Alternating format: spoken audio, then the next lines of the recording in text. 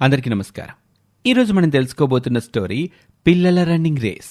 శివ, కవిత, కార్తీక్, అమృత అనే 4 పిల్లలు 2 గ్రూప్స్గా ఉంటారు. వాళ్ళలో శివ, కవితలకి ఎంతో ప్రియమైన ఫ్రెండ్ వీరు అయితే కార్తీక్, అమ్ములకి ఇష్టమైన ఫ్రెండ్ చోటు. నిజానికి ఈ 2 టీమ్స్ ఎప్పుడూ ప్రతి విషయంలోనూ పోటీ పడుతూ ఉంటారు.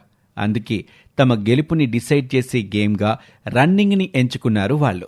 ప్రతిరోజు స్కూల్ నుండి తమ ఇంటికి రావడానికి 2 టీమ్స్గా ఉన్నవాళ్ళు పరుగు పందెం పెట్టుకుంటారు.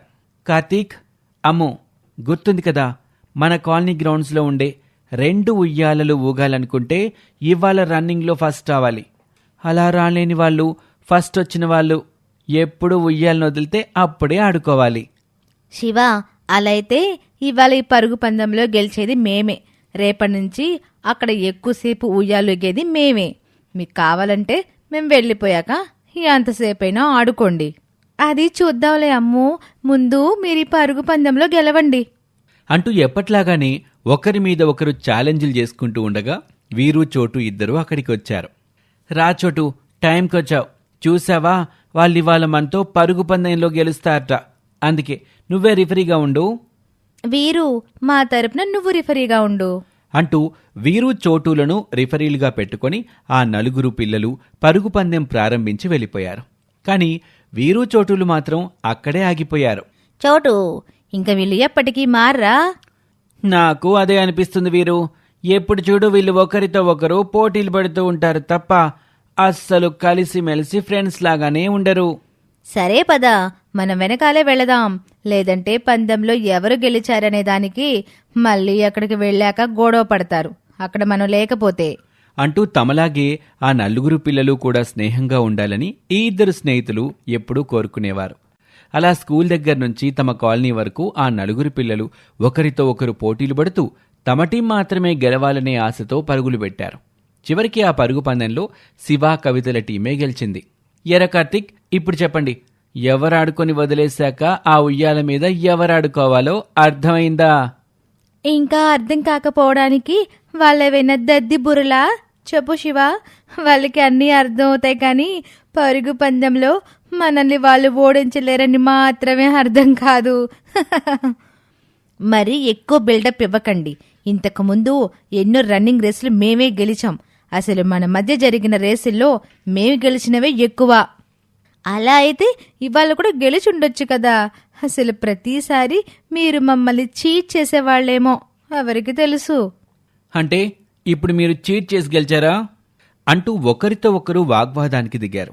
అలా ఆ పిల్లల మధ్య గొడవలు పెద్దవవ్వకముందే వాళ్ళ కామన్ ఫ్రెండ్స్ వీరు, చోటులు అక్కడికి వచ్చి కలగజేసుకుంటూ ఇలా అంటారు.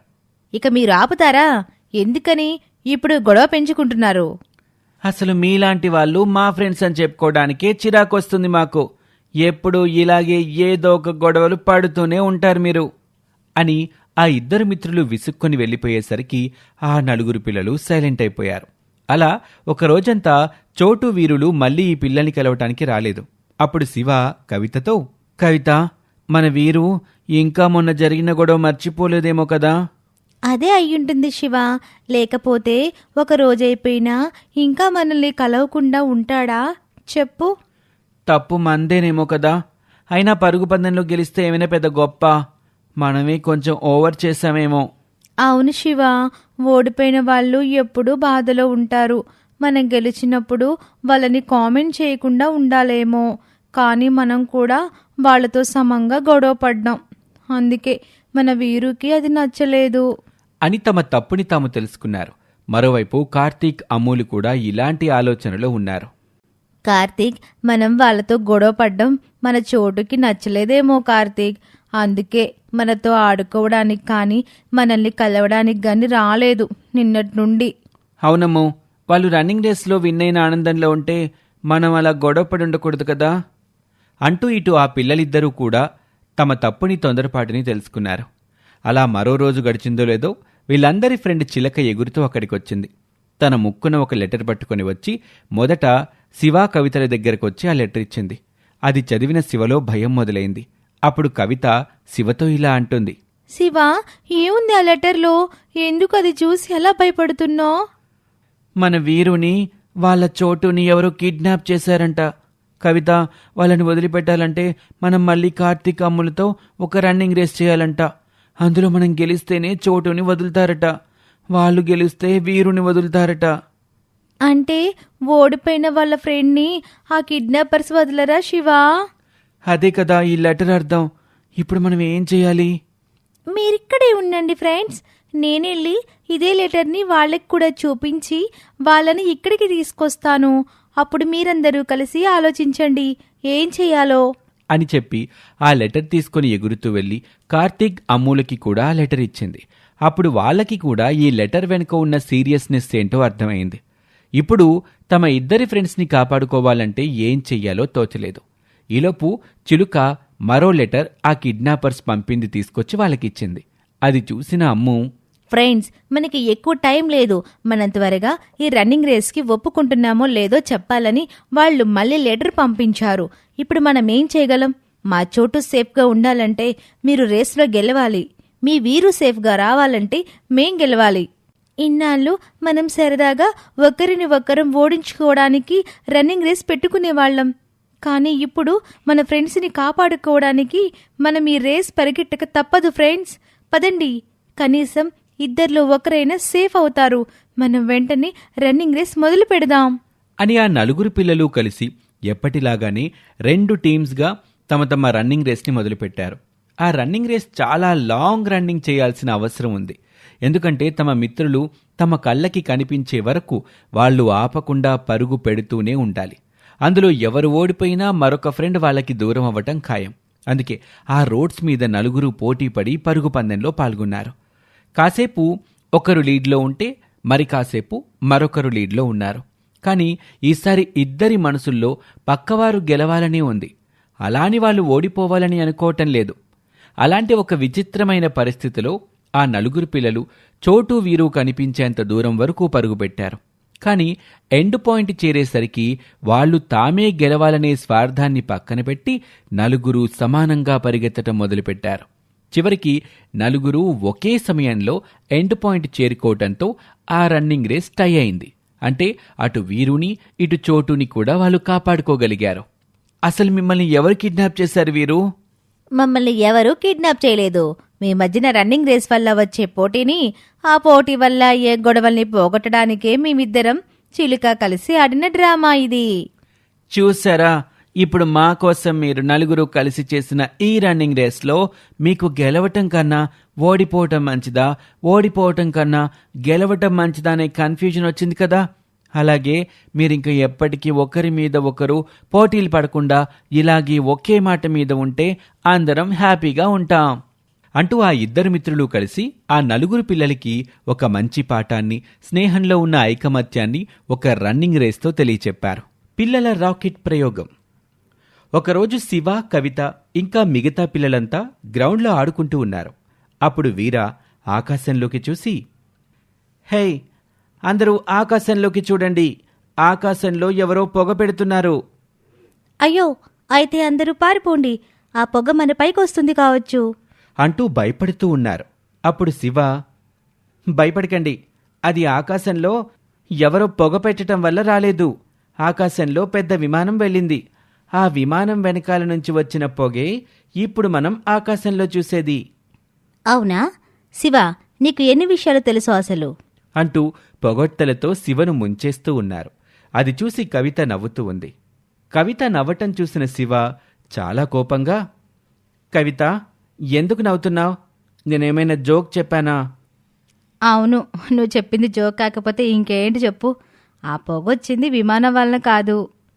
మరి నిజంగానే ఎవరో ఆకాశంలో పొగ పెట్టారని అంటున్నావా ఏంటి? అబ్బా, అది కూడా కాదు. ముందు నేను చెప్పేది వింటావా? చెప్పు. ఆకాశంలో ఆ పొగ రాకెట్ వల్ల వచ్చింది. నిన్న మనం టీవీలో చూసాం కదా, ఒక రాకెట్ని ఆకాశంలోకి పంపుతున్నారని. ఆ రాకెట్ పైకి ఆకాశంలోకి వెళ్లడం ద్వారా అదిగో అలా పొగ ఏర్పడింది. అంటే ఇప్పటి వరకు శివ చెప్పింది అబద్ధమా ఏంటి శివ? నీకు తెలియనప్పుడు ఏది పడితే చెబుతూనే ఉంటావా? నీకేం తెలియదైతే. కవితకే అన్ని విషయాలు తెలుసు అంటూ అందరూ మళ్లీ కవితను పొగడ్డం మొదలుపెట్టారు. అది చూసి శివ అక్కడి నుంచి కోపంగా వెళ్ళిపోయాడు. కవిత ఎంత పిలుస్తున్నా కూడా తిరిగి చూడకుండా వెళ్ళిపోయాడు. కవిత, కవిత, మనం కూడా ఒక రాకెట్ తయారు చేద్దామా? హా, భలే భలే, మంచి ఆలోచన. కవిత, నిజంగా మనం రాకెట్ తయారు చేద్దామా? మీరు అడిగినట్టుగా రాకెట్ తయారు చేద్దాం, కానీ అది ఆకాశంలోకి మాత్రం వెళ్ళదు. కొద్ది దూరం పైకి వెళ్ళి మళ్ళీ కింద పడిపోతుంది. మరేం పర్వాలేదు కవిత, కొద్దిగా పైకి వెళ్ళినా చాలు అంటూ కవితని పట్టుబట్టి అడుగుతున్నారు. ఇక వారి గోల భరించలేక, సరే సరే, తయారు చేద్దాం, కానీ రాకెట్ తయారు చేయడానికి కొన్ని వస్తువులు కావాలి. అవేమిటో చెప్పు కవిత, చిటికీలో తీసుకుని వస్తాం. సరే, ముందు అందరూ మా ఇంటికి వెళ్ళి రాకెట్ తయారు చేయడానికి ఏం కావాలో చూద్దాం. అలా అందరూ కలిసి కవిత ఇంటికి వెళ్ళిపోయారు. ఆ మరుసటి రోజు శివ పొద్దున్నే లేచి తన మిత్రుల కోసం ఎదురు చూస్తూ ఉన్నాడు. కాని ఎవరూ కనిపించటం లేదు. రోజు ఈ సమయానికల్లా అందరూ మా ఇంటి ముందు ఉండేవారు. కానీ ఈరోజేంటి ఎవరూ కంటికి కూడా కనిపించటం లేదు? ఇంతకీ చోటు ఎక్కడా? చోటు, చోటు! శివ ఎక్కడ వెతికినా చోటు కనిపించటం లేదు. అరే, చోటు కూడా ఎక్కడికి వెళ్ళాడు? వీళ్ళందరూ నాకు చెప్పకుండా ఎక్కడికైనా వెళ్ళారా ఏంటి? లేదంటే నాకంటే ముందే గ్రౌండ్కి వెళ్ళి ఆడుకుంటున్నారా? అయితే వెళ్ళి చూద్దాం అని అనుకుంటూ శివ గ్రౌండ్ దగ్గరికి వెళ్ళి చూడగా అక్కడ కూడా ఎవరూ లేకపోవటం చూసి ఆశ్చర్యపోయాడు. అరే, ఇదేంటి విచిత్రంగా ఉంది, గ్రౌండ్లో ఎవ్వరూ లేరు.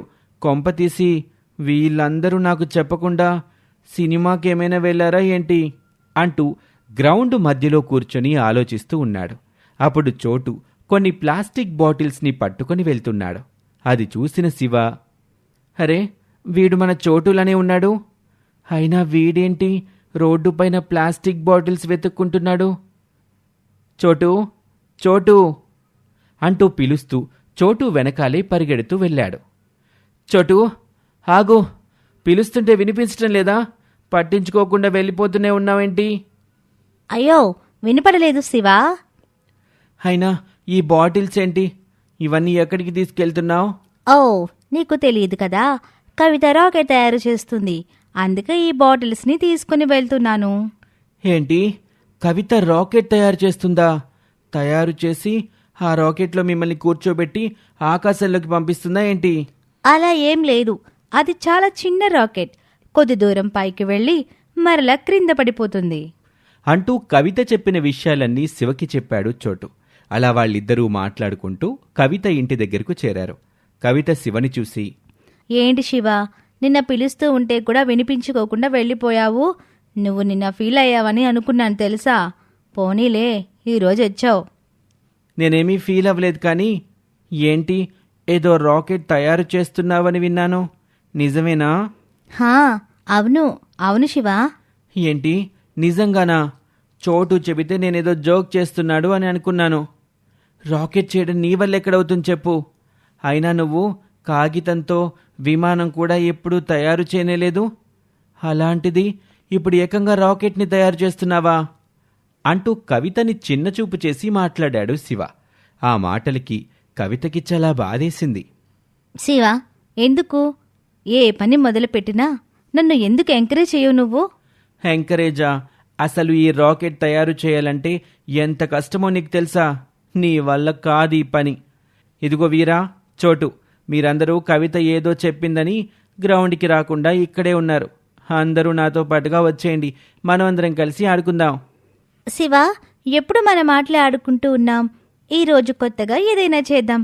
రా, నువ్వు కూడా కవితకి సహాయం చేయి అంటూ ఎవ్వరూ శివతో ఆడుకోవటానికైతే వెళ్ళటం లేదు. దాంతో శివకి కోపం వచ్చి కవితతో, నువ్వేదో వీళ్ళ ముందు హీరో అవుదామని ఇదంతా చేస్తున్నావు. కొన్ని రోజులకి వీళ్ళకి అర్థమై మళ్ళీ వీళ్ళంతా నా వైపే వస్తారు, చూస్తూ ఉండు అని అనుకుంటూ శివ అక్కడి నుంచి వెళ్ళిపోయాడు. కవిత, అసలు శివకి ఏమైంది? మేమంతా నీ వైపు రావటమేంటి?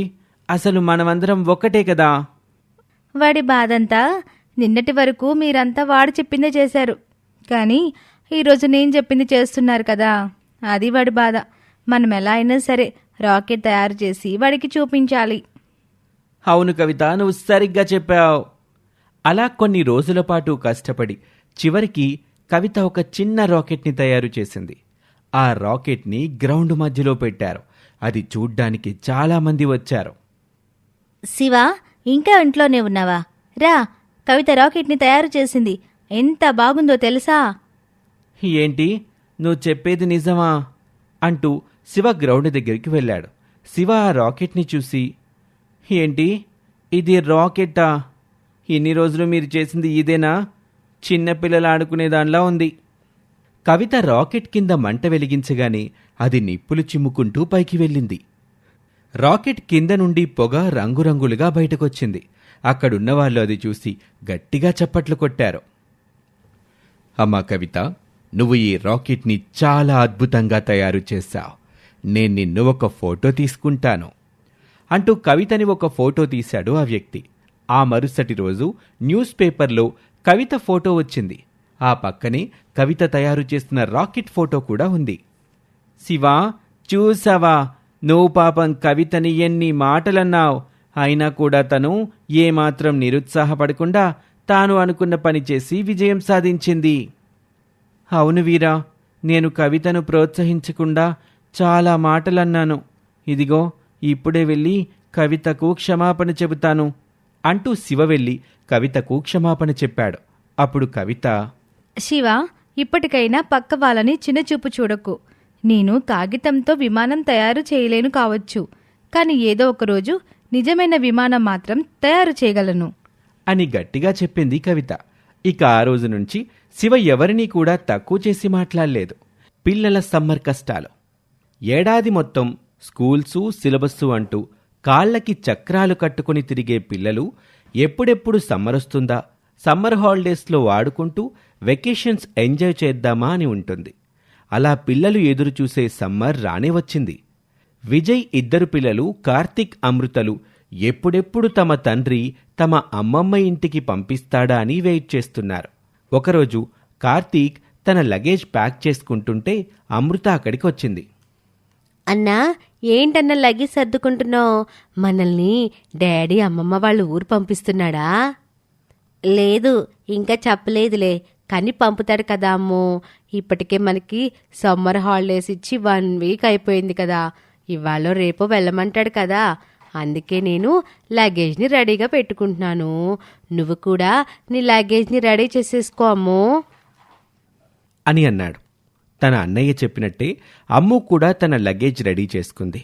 అలా పిల్లలు ఊరు వెళ్ళటానికి ప్రిపేర్ అవటం చూసిన వాళ్ళ తల్లి ఆ రోజు లేట్ నైట్ వచ్చిన తన భర్తతో, విజయ్, పిల్లల్ని మా అమ్మ వాళ్ళింటికి పంపుతున్నామా, అత్తయ్య దగ్గరికి పంపుతున్నామా? పాపం సెలవులు వచ్చాయని వాళ్ళు అప్పుడే లగేజ్ కూడా రెడీ చేసి పెట్టుకున్నారు. లేదులే దీపా, పిల్లల్ని అప్పుడే ఎక్కడికి పంపటం లేదు. అమ్మకి ఇక్కడికి వచ్చే పనేదో ఉందంట. అందుకే తను ఊరు నుండి వచ్చి పని చూసుకుని వెళ్ళేటప్పుడు పిల్లల్ని తీసుకుని వెళ్తానంది. సరే అయితే, పిల్లలకి రేపు ఈ మాట చెప్తాను. వాళ్ళ నానమ్మ వస్తున్నారంటే వాళ్ళకి ఇంకా హ్యాపీనే కదా అని అంది. అలా ఆ ఉదయం పిల్లలు లేచిన తర్వాత ఆ విషయం చెప్పింది. వాళ్ళకి వాళ్ళ నానమ్మ ఊరు నుంచి వస్తుంది అని తెలియగానే ఎక్కడా లేని ఆనందం పుట్టుకొచ్చింది. అందుకే తమ గార్డెన్లో వాటర్ పైప్ ఆన్ చేసుకుని ఆ అన్నా చెల్లెళ్ళిద్దరూ ఒకరినొకరు తడుపుకుంటూ అదే ఎంజాయ్మెంట్ అనుకుంటున్నారు. కానీ వాళ్ళు అనవసరంగా ఎన్నో నీళ్ళని వేస్ట్ చేస్తున్నారని వాళ్ళకి తెలియటం లేదు. ఇంతలో ఆ ఇద్దరికీ ఫ్రెండ్స్ అయిన శివ, కవిత అక్కడికొచ్చారు. ఊరికే నీళ్లు వేస్ట్ చేస్తున్న తమ ఫ్రెండ్స్తో, కార్తీక్, ఎందుకు నీళ్ళలా వేస్ట్ చేస్తున్నావు? నీళ్ళని వేస్ట్ చేయకూడదని స్కూల్లో టీచర్ చెప్పారు కదా. అబ్బా శివ, ఇవి హాలిడేస్ రా. ఇప్పుడు కూడా టీచర్ చెప్పిన మాటలు గుర్తు చేసుకుంటామా చెప్పు? అయినా మేము చాలా హ్యాపీగా ఉన్నాం. అందుకే ఇలా సరదాగా ఎంజాయ్ చేస్తున్నాం. మీరు కూడా వచ్చి జాయిన్ అవుతారా? లేదు, మేం రాము. సమ్మర్లో నీళ్ళని ఎంత సేవ్ చేయాలో మాకు తెలుసు. మా బస్తీలో వాటర్ ట్యాంక్ వచ్చినప్పుడు 4 బకెట్స్ నీళ్లు పట్టుకోవడానికి ఎంత కష్టమో మేము చూస్తున్నాం కదా. అందుకే మీకు కూడా చెప్పాం, సేవ్ వాటర్ అని. అబ్బా కవిత, లెట్స్ ఎంజాయ్ అని అనటంతో అక్కడి నుంచి శివ, కవితలు వెళ్ళిపోతారు. అలా చాలాసేపు బాగా నీళ్లలో తడిచిన తర్వాత ఆ పిల్లలకి ఆ రోజు ఎండవేడి బాగా తెలియటంతో మధ్యాహ్నం తమ తల్లితో ఇలా అంటారు. మమ్మీ మమ్మీ, ఇవాళ చాలా వేడిగా ఉంది కదా. ఇలాంటి టైంలో ఐస్ క్రీమ్ తింటే సూపర్ ఉంటుంది. ఆర్డర్ పెట్టినా మమ్మీ? ఆర్డర్ గిటర్ ఏం వద్దులే అమ్మో, బయటున్న వేడికి ఆ ఐస్ క్రీమ్ ఇంటికి వచ్చేసరికి కరిగిపోతుంది. మీకు కావాలంటే నేనే ఇంట్లో 2-3 ఫ్లేవర్స్లో తయారు చేసి పెడతానులే అని అనేసరికి ఆ పిల్లలు తమ తల్లికి హెల్ప్ చేయసాగారు. దాంతో చక్కగా ఇంట్లో ఉన్న ఫ్రూట్స్తో 2-3 ఫ్లేవర్స్ ఆఫ్ ఐస్ క్రీమ్ తయారు చేసింది ఆ తల్లి. వాటిని తీసుకెళ్లి డీప్ ఫ్రిడ్జ్లో పెట్టి వెళ్ళి చక్కగా ఏసీలో పడుకున్నారు. బయటున్న వేడికి లోపల చల్లగా పడుకొని 2 గంటల తర్వాత లేచేసరికి వాళ్ళమ్మ తయారు చేసిన డెలిషియస్ ఐస్ క్రీమ్ రెడీగా ఉంది. అంతే, ఆ ఐస్ క్రీమ్ టేస్ట్ చూసిన అమ్ము ఆనందానికైతే అవధులు లేవు. Wow mummy, taste super. అన్న నువ్వు కూడా టేస్ట్ చేయి అని చెప్పడంతో తన అన్నయ్య కూడా ఐస్ క్రీమ్స్ని టేస్ట్ చేశాడు. అవి బాగా నచ్చటంతో పిల్లలిద్దరూ అదే పనిగా ఆ టేస్ట్ని ఎంజాయ్ చేస్తూ తిన్నారు. తమ తల్లి కూడా పిల్లలు బయటవి తింటే హెల్త్ ప్రాబ్లం కానీ ఇంట్లో తనే స్వయంగా చేసినవి తింటుంటే చాలా ఆనందించింది. అలా వేసవి తాపాన్ని ఆ పిల్లలిద్దరూ చక్కగా హోమ్మేడ్ ఐస్ క్రీమ్ తిని తీర్చుకున్నారు. అదే రోజు రాత్రికి పిల్లల కోసమని వాళ్ళ నాన్న చాక్లెట్సు బిస్కెట్సు తెచ్చి ఇచ్చాడు. అందులో రకరకాల ఫారెన్ చాక్లెట్స్ అలాగే హ్యాండ్మేడ్ చాక్లెట్స్ ఉండటంతో తమ పిల్లల కోసం తెచ్చాడు. అదే రోజు ఆ భార్యాభర్తలిద్దరూ ఇలా మాట్లాడుకుంటూ ఉంటారు. ఏంటి విజయ్, పిల్లల కోసం నేను ఐస్ క్రీమ్ చేశాను కదా, నువ్వెందుకు అన్ని చాక్లెట్స్ తీసుకొచ్చావు? నువ్వు ఐస్ క్రీమ్ చేస్తావని నాకేం తెలుసు చెప్పు. సమ్మర్ కదా, పిల్లలు ఇంట్లో ఉంటారు, ఇలా చాక్లెట్స్ తెస్తే వాళ్ళకి తినాలనిపించినప్పుడు తింటారు కదా అని తెచ్చాను. అయినా చాక్లెట్స్ తింటే లావ్ అవుతారంటారు కదా, అందుకే కనీసం ఈ సమ్మర్లో అయినా పిల్లలు కాస్త ఒళ్ళు చేయాలని తెచ్చానులే అని అన్నాడు. ఆ విధంగా ఒక 2 రోజుల పాటు విపరీతమైన వేడి ఉండటంతో ఆ పిల్లలు ఆ వేడిని భరించలేక వాళ్ళ అమ్మ చేసిన ఐస్ క్రీమ్స్ తినటం, బోర్ కొట్టినప్పుడల్లా వాళ్ళ నాన్న తెచ్చిన చాక్లెట్స్ తినటంతో వాళ్ళకి బాడీలో చాలా తేడా వచ్చింది. వేడిగాల్పుల వల్ల జ్వరం, మోషన్స్ అన్నీ మొదలవటంతో జలుబు, దగ్గు కూడా అటాక్ అయ్యాయి. దాంతో చక్కగా తిరుగుతూ ఆడుకునే పిల్లలు కాస్త బెడ్డుకే పరిమితమయ్యారు. అలా జరిగిన 2 రోజుల తర్వాత ఊరి నుండి వాళ్ళ నానమ్మ వచ్చింది. ఆమె వచ్చేసరికి తన మనవడు మనవరాలు అలా మంచాన పడి ఉండటం చూసి అసలు విషయమేంటా అని ఆరా తీస్తుంది. అమ్మా కోళ్ళ, అసలేం జరిగింది? చక్కగా చల్లాకిగా ఆడుకోవాల్సిన పిల్లలు ఎట్ట అయిపోయారేంటి? వేడి గాల్పులకత్తయ్యా? వేడికిలా ఎందుకు అవుతారే? అయినా రోజు బార్లీ నీళ్లు మరిగించి ఇవ్వడం లేదా పిల్లలకి? వేసవి రాగానే చెప్పాను, పటికి బెల్లం తెచ్చి ఇంట్లో ఉంచు, రోజు నీళ్ళల్లో కలిపి పిల్లలకు ఆరగారగా తాగిస్తే చలవ చేస్తుంది అని. అందులో 2 తులసి ఆకులు, పుదీనా ఆకులేసి తాగిస్తే కడుపులో ఏదైనా ఇబ్బంది ఉన్నా క్లియర్ అవుతుందని. అసలు వీళ్ళకి ఏం పెట్టారా మీరు? పిల్లలు ఎలా అయిపోయారు పాపం అని అడగటంతో అత్తగారితో మొత్తం పిల్లలు తిన్న ఐస్ క్రీంలు, చాక్లెట్లు, మధ్య మధ్యలో కూల్ డ్రింకులు, ఇలా ఎండవేడి కోసం గాని పిల్లలకి ఒళ్ళు రావాలని గాని చాక్లెట్స్, ఇలా ఇన్నాళ్ళు వాళ్ళకిచ్చిన లిస్టు మొత్తం చెప్పేసింది ఆ కోడలు. అప్పుడు అత్తగారికి అసలు విషయం మొత్తం అర్థమైంది. సరిపోయారే, ఇద్దరికిద్దరు గొప్ప తల్లిదండ్రులు. పిల్లల వయసుకు తగ్గట్టు, వాతావరణానికి తగ్గట్టు, వాళ్ళ ఆరోగ్యానికి ఉపయోగపడేలా తిండి పెట్టాలి కానీ ఎట్టా వాళ్ళ ఆనందాలని చెప్పి ఆరోగ్యాలు పాడేలా చేస్తారా?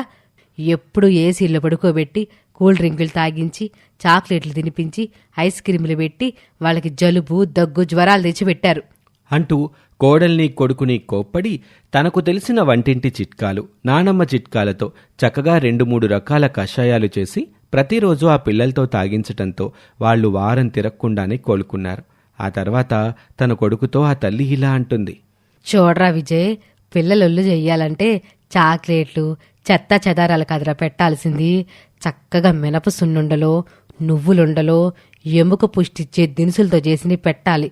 స్కూల్లో ఉన్నప్పుడు ఎలాగో వాళ్ళు సగం తిండి తిని పరిగెడతారు కదా, కనీసం వెట్ట వేసవి సెలవుల్లో అయినా మంచి పోషకాలు, మంచి బలమిచ్చే ఆహారం పెట్టాలి కదా. అన్నీ నేను తెచ్చాను, అవి పెట్టండి అని అంటుంది.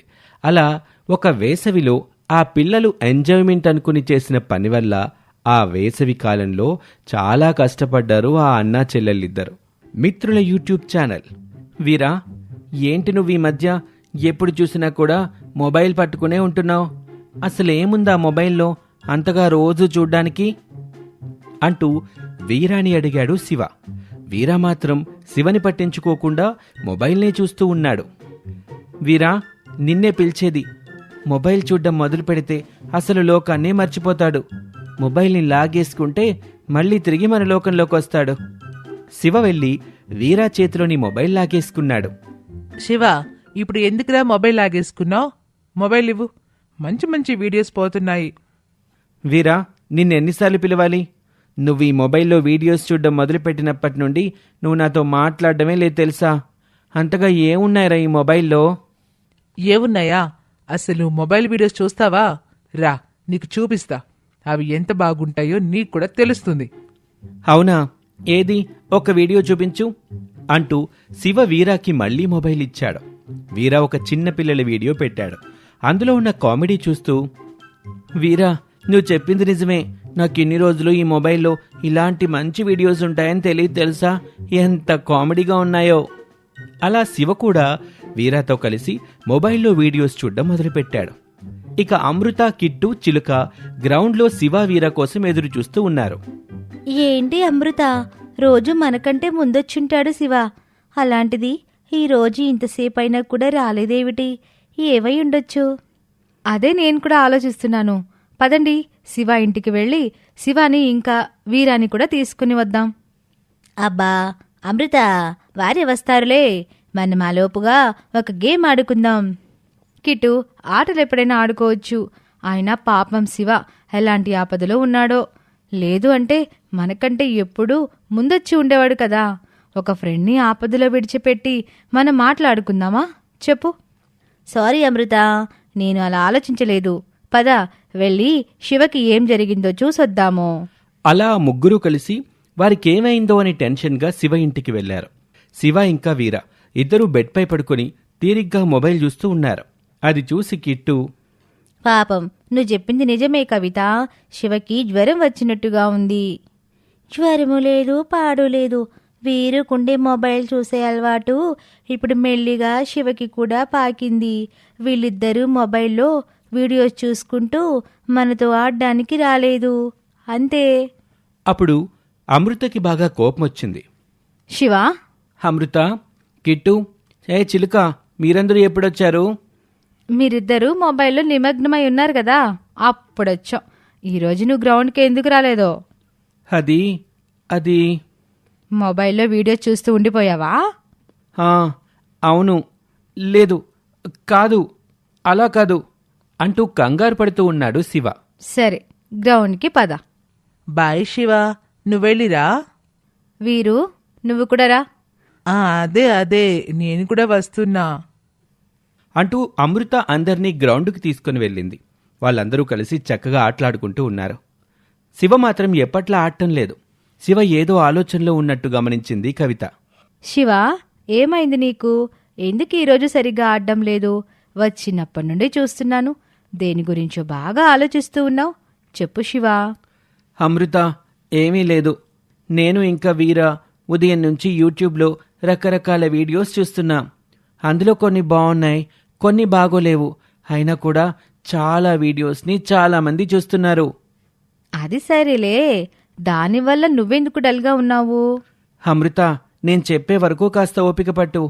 నాకు ఆ వీడియోస్ అన్నీ చూసిన తర్వాత మనం కూడా ఒక యూట్యూబ్ ఛానల్ పెడితే బాగుంటుంది అనిపించింది. ఏమంటారు? మన యూట్యూబ్ ఛానల్ బాగా ఫేమస్ అయిపోయి మన వీడియోస్ని కూడా అందరూ చూస్తుంటే భలే బాగుంటుంది కదా. ఏంటి, యూట్యూబ్ ఛానలే? ఇవన్నీ మన వల్ల అయ్యే పనేనా? నాకు ఈ ఐడియా చాలా బాగా నచ్చింది. అంటే మనందరం వీడియోస్లో కనిపిస్తాం. అవునా? నన్ను మా నాన్న ఇంతవరకు ఒక్క ఫోటో కూడా తీయలేదు. అలాంటిది ఇప్పుడు నేను వీడియోలో వస్తాను. శివ, మనం తప్పకుండా యూట్యూబ్ ఛానల్ పెడదాము. అమృత, నువ్వేం చెప్పటం లేదేంటి? నీ అభిప్రాయం ఏంటి? నాకు కూడా ఇష్టమే శివ, కానీ ఏం వీడియోస్ చేసి అందులో పెడదాము? అవును, నేను కూడా ఇంతవరకు ఆ విషయం గురించి ఆలోచించనే లేదు. అందరూ ఒక పని చేయండి. ఈరోజు మనం ఎలాంటి వీడియోస్ చెయ్యొచ్చనేది బాగా ఆలోచించి రేపు మళ్ళీ మనం అందరం కలిసి మాట్లాడుకుందాం. ఇక అందరూ సరే అని చెప్పి ఎవరింటికి వాళ్ళు వెళ్ళిపోయి ఆ మరుసటి రోజు మళ్ళీ అందరూ ఒకచోట కలుసుకున్నారు. అందరూ ఆలోచించారా? ఓ, నేనైతే హీరోగా, మీరందరూ విలన్స్ లాగా నేను మిమ్మల్ని కొడుతూ ఉంటాను. అలా చేద్దాం వీడియోస్. ఎలా ఏంటి గిట్టు? అలాంటి వీడియోస్ ఎవరు చూస్తారు? సినిమాల్లో అలాగే కదా ఉంటాయి. కాని కిట్టు మనం అలా చేయలేం. ఇంకా ఎవరి దగ్గరైనా ఏవైనా ఐడియాస్ ఉన్నాయా? శివ, మనం మంచి మంచి వంటల వీడియోస్ చేసి పెడదాం. నాకెలాగో రకరకాల వంటలు వచ్చు కనుక నేను వంట చేస్తూ ఉంటాను. మీరు నేను చెప్పినట్టుగా నాకు సహాయం చేస్తే చాలు. అంటే కుకింగ్ వీడియోస్ చాలా బాగుంది అమృత నీ ఐడియా. ఇంకేంటి, మనం రేపటి నుంచే మొదలు పెడదాం అని అందరూ కలిసి ఆ మరుసటి రోజు నుండి వంటలు చేస్తూ ఆ వీడియోస్ని యూట్యూబ్లో పెడుతూ ఉన్నారు. అలా కొన్ని వీడియోస్ అయ్యాక, మన వీడియోస్ని ఎవ్వరూ చూడటం లేదు, ఇలా అయితే మన ఛానల్ నడవటం కష్టం, మనం ఏదైనా డిఫరెంట్గా చెయ్యాలి. శివ, మనం ఇప్పటి నుంచి చేసే వంటల్లో ఏదో ఒక వెరైటీ ఉండాలి. ఇదిగో, రేపు మనం పూరీలు చేద్దాం. పూరీలు వెరైటీనా? మన ఊరి సెంటర్కి వెళ్తే ఎన్ని పూరీలు అమ్ముతారో తెలుసా? నేను చెప్పేది మామూలు పూరీలు కాదు, పచ్చరంగు పూరీలు. అలాంటివి ఎప్పుడైనా తిన్నావా?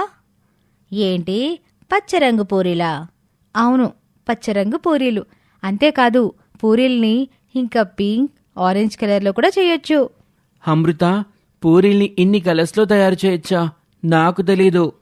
మీరెళ్ళి కొన్ని క్యారెట్స్, బీట్రూట్స్ ఇంకా ఆకుకూరలు తీసుకొని రండి. ఇక అందరూ వెళ్ళి కవిత చెప్పిన కూరగాయలు తీసుకొని వచ్చారు. ఇప్పుడు ఆకుకూరలు కోసి మిక్సీలో మెత్తగా పట్టండి. అలాగే క్యారెట్ ఇంకా బీట్రూట్స్ కూడా. కవిత చెప్పినట్టే అందరూ చేస్తూ ఉంటారు. ఇప్పుడు ఆకుకూరల మిక్స్ని ఇంకా క్యారెట్ బీట్రూట్ల మిక్స్ని ఇదిగో గోధుమ పిండిలో వేసి ఇలా పూరీలు చేయాలి. ఆకుకూరల వాటితోనేమో ఆకుపచ్చ రంగు, ఇంకా క్యారెట్తో ఆరెంజ్, బీట్రూట్తో పింక్ కలర్లు వస్తాయి. కవిత చెప్పినట్టుగానే పూరీలన్నీ వేరువేరు కలర్స్లో వచ్చాయి. అయ్, భలే ఉన్నాయి ఈ పూరీలు. నేను ఇటువంటి పూరీలు ఎప్పుడు చూడనే లేదు. అవును, చాలా బాగుంది. ఈ వీడియో ఫేమస్ అయితే అంతే చాలు. ఇక శివ ఆ వీడియోని యూట్యూబ్లో పెట్టాడు. అమృత తయారు చేసిన ఆ రంగురంగుల పూరీలు అందరికీ బాగా నచ్చటంతో ఆ వీడియో కూడా యూట్యూబ్లో బాగా వైరల్ అయింది. దాంతో వారి ఛానల్కి డబ్బులు రావడం కూడా మొదలైంది. అందరూ చాలా సంతోషంగా ఉన్నారు. ఇన్ని రోజులైనా మన చోటు ఒక్కసారి కూడా మనల్ని కలవడానికి రాలేదెందుకో. అవును కదా, మన వీడియోస్లో పడి చోటుని మర్చిపోయాం. పదండి అంటూ అందరూ కలిసి చోటు దగ్గరికి వెళ్లారు. అక్కడ చోటు ఇల్లు మొత్తం కింద పడిపోయింది. చోటు, ఏమైంది? శివ, కొన్ని రోజుల ముందు కురిసిన వర్షాలకి మా ఇల్లు కూలిపోయింది అంటూ చోటు ఏడుస్తూ ఉండగా, నువ్వేం బాధపడకు చోటు, నీకు మేమున్నాంగా అంటూ ధైర్యం చెప్పారు అందరూ. ఇక ఆ తరువాత వాళ్ళకి యూట్యూబ్ నుంచి వచ్చిన డబ్బులతో చోటుకి ఒక మంచి ఇల్లు కట్టించి ఇచ్చారు వాళ్ళంతా.